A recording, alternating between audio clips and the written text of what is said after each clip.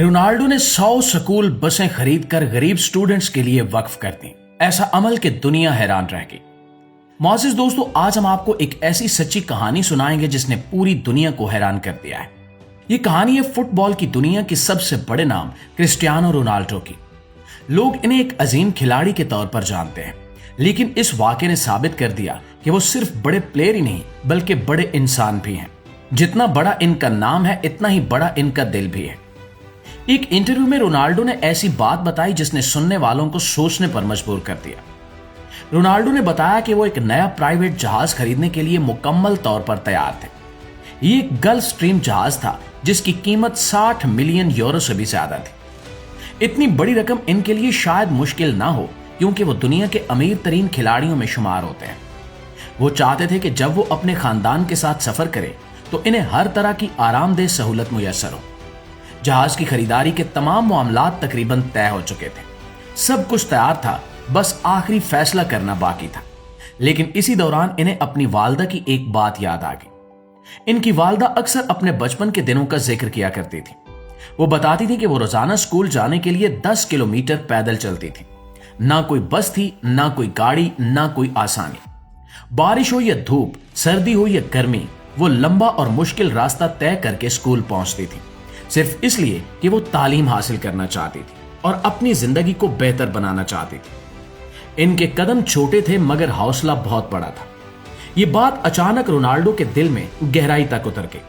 उन्होंने सोचा कि मेरी मां ने कितनी कुर्बानियां दी, कितनी तकलीफें बर्दाश्त की, सिर्फ इसलिए कि वो पढ़ सके। अगर आज मैं कामयाब हूं तो इसमें मेरी मां की मेहनत और दुआओं का बहुत बड़ा हिस्सा है। उन्होंने खुद से सवाल किया कि क्या एक और महंगा जहाज मेरी जिंदगी बदल देगा? क्या इससे मुझे वो खुशी मिलेगी जो किसी जरूरतमंद की मदद करने से मिलती है? और उसी लम्हे उन्होंने अपना फैसला बदल दिया। दोस्तों, उन्होंने प्राइवेट जहाज खरीदने का इरादा तर्क कर दिया। इसकी बजाय उन्होंने एक ऐसा कदम उठाया जिसने सबको हैरान कर दिया। उन्होंने पुर्तगाल के देहाती इलाकों के लिए 100 स्कूल बसें खरीद ली। उन बच्चों के लिए जो आज भी लंबा फासला पैदल तय करके स्कूल जाते हैं। वो चाहते थे कि कोई बच्चा सिर्फ इस वजह से तालीम से महरूम न रहे कि उसके पास सफर का जरिया नहीं है।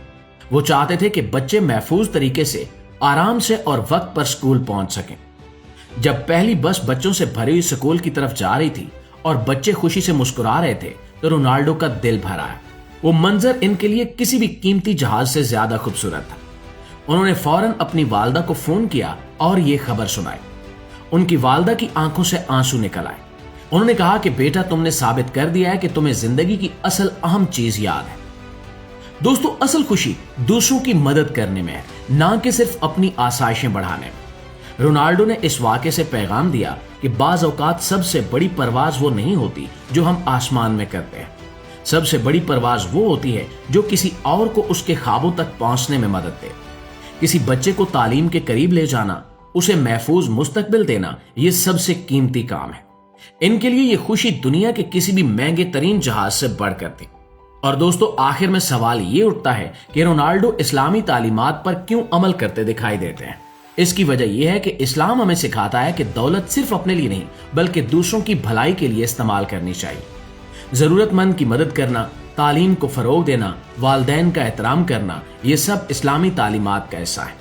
रोनाल्डो खुद मुसलमान नहीं है, लेकिन इन्होंने अमली तौर पर वही किया जो इस्लाम सिखाता है, यानी सखावत, हमदर्दी और इंसानियत। यही वजह है कि लोग कहते हैं कि वो सिर्फ एक अजीम खिलाड़ी नहीं बल्कि एक अजीम इंसान भी है।